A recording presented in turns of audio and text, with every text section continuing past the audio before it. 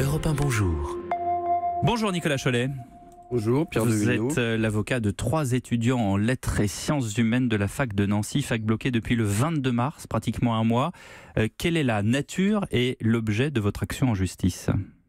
Alors tout d'abord, je vous remercie de m'avoir invité. Alors effectivement, je suis l'avocat de 3 requérantes qui sont étudiantes en fac de lettres à Nancy. Et elles m'ont donné mandat pour défendre leurs intérêts et attaquer le président de l'université de la faculté de Lorraine devant le tribunal administratif afin qu'il soit mis fin au blocage et à l'occupation irrégulière des locaux du campus lettres de Nancy. Par l'intermédiaire d'un référé ? Alors par l'intermédiaire effectivement d'une procédure rapide qui est un référé qui sera jugé probablement dans un délai d'une quinzaine de jours. Ouais, mais c'est long déjà, 15 jours. C'est déjà assez long. Alors il y avait plusieurs possibilités de référé. J'ai choisi une procédure qui n'est pas forcément la plus rapide, qui a des conditions qui sont plus souples qu'un autre référé qui s'appelle le référé liberté et qui permet une voie de sortie amiable avec le président de l'université qui a ainsi le temps d'agir et de lui-même prendre les dispositions nécessaires avant qu'elles lui soient ordonnées par le juge administratif. Vous considérez et vos requérantes, que le président de l'université est tout autant coupable que les étudiants grévistes ? Alors, la situation est la suivante. Depuis une bulle papale de 1231, il y a ce qu'on appelle la franchise universitaire. C'est-à-dire que le principe, c'est que le président de l'université est responsable du maintien de l'ordre au sein de l'enceinte universitaire. Ainsi, la police ne peut pas, par principe, intervenir de son propre mouvement sans que le président lui ait demandé d'agir. On a des troubles qui sont maintenant constants depuis le 22 mars. Le fonctionnement régulier du service public de l'enseignement supérieur a été interrompu. Les locaux sont occupés d'une manière non conforme à leur destination, puisque normalement les bibliothèques, les amphis, c'est fait pour étudier, c'est fait pour apprendre, c'est la fonction première de l'université, et tout cela est bloqué par des personnes qui sont d'ailleurs minoritaires, puisqu'il y a eu une consultation, comme ça se fait maintenant dans beaucoup d'universités. Oui, il y a 1026 étudiants qui disent non à la reprise des cours, et 2456 qui disent oui. C'est les chiffres qu'on a. Et alors, le plus intriguant dans tout ça, c'est qu'il y a 9252 inscrits. C'est-à-dire, on se demande ce que pensent les 6000 autres. Alors, c'est vrai que ça peut être étonnant, mais finalement, la mobilisation a été assez importante, je crois autour de 42%, si l'on compare avec les mobilisations habituelles lors des élections ou lors des consultations universitaires. C'est-à-dire que c'est habituel, mais les 6000 autres suivent, d'une certaine manière. Ils attendent de voir ce qui va se passer. On ne sait pas ce que pensent les 6000 autres, mais c'est une mobilisation qui est toutefois assez importante et qui est significative et qui permet d'indiquer que la mobilisation n'est plus légitime, elle ne l'a pas été d'ailleurs depuis le début, et en plus d'être illégale. Sur le président de l'université, puisque c'est la principale personne sur laquelle se concentrent les griefs, qu'est-ce qu'il vous dit ? Est-ce que vous l'avez eu en ligne ? Est-ce que vous avez eu un contact avec lui ? Qu'est-ce qu'il vous répond ?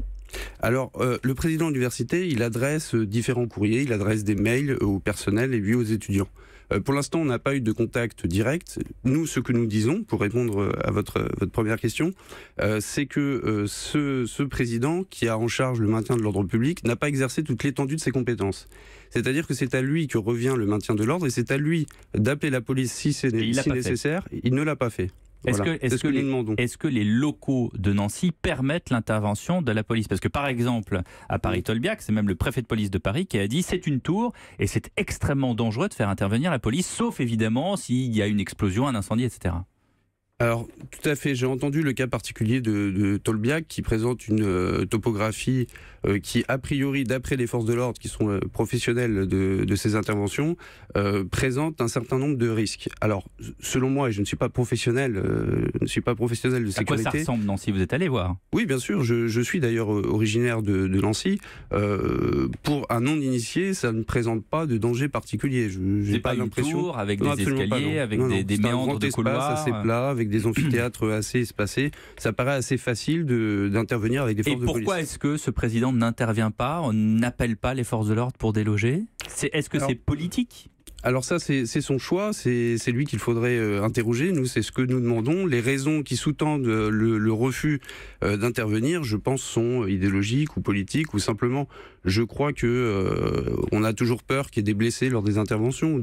Ça doit être des raisons qui sont liées à cela. Vous-même, vous n'avez pas eu contact, alors ni avec lui, mais peut-être avec ses avocats. Est-ce que vous avez dialogué? Est-ce qu'il est déjà, puisqu'il y a ce référé maintenant, qui est déposé ou pas encore? Oui, alors le référé, il a été déposé il y a moins de 48 heures, donc on n'a pas encore eu contact. Il n'y a pas, et je n'ai pas vu d'avocat se constituer dans ce dossier, donc on n'a pas eu d'échange avec le président pour l'instant, par cette voie-là. Bon, en tout cas, il y a peu de chances qu'il se défende lui-même, donc j'imagine que vous aurez un confrère face à vous qui vous apportera des réponses. Est-ce que vous souhaitez, d'une certaine manière, que d'autres confrères vous suivent dans cette mobilisation? Peut-être sur d'autres sites, on apprend que l'AG de Sciences Po Paris a voté le blocage également? Pourquoi pas? Je crois qu'il faut revenir à l'essentiel. Pourquoi on va à l'université? C'est pour étudier, c'est pour apprendre, c'est pour partager des connaissances, se forger une personnalité, apprendre un métier. Je crois que les facs ne peuvent pas être bloqués jusqu'à la fin de l'année. Il y a aussi les examens qui vont approcher. Donc il y aura nécessairement une mobilisation nationale pour que tout se débloque. Cela dit, il y a une protestation. C'est pas une protestation pour rien. C'est-à-dire, il y a Parcoursup, il y a l'admission à l'université, il y a un élan derrière tout ça. On ne proteste pas pour rien. Alors, il y a des revendications, c'est pas mon sujet. Moi, je suis mandaté parce que il y a des moyens. Vous avez une opinion là-dessus. Vous êtes observateur. Vous avez étudié comme vous et moi à l'université, donc vous savez quelle est la manière de faire. Alors, l'université, moi, je sais que je lui dois beaucoup.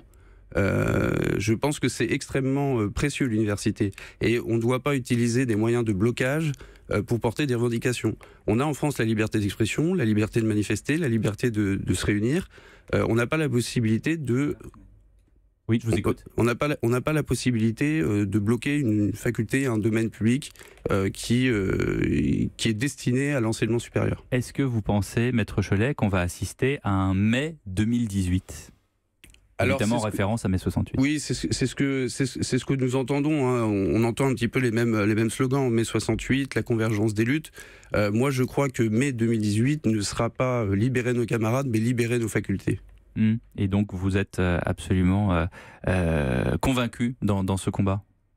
Je suis absolument convaincu dans ce combat, et je crois qu'il y a nécessité maintenant de débloquer au plus vite, parce que on a vu dans d'autres établissements des troubles de plus en plus et des affrontements entre étudiants. Donc je crois que c'est maintenant aux forces républicaines de sécurité à intervenir. Dont acte, merci Nicolas Cholet d'avoir été avec nous de bon matin sur Europe 1.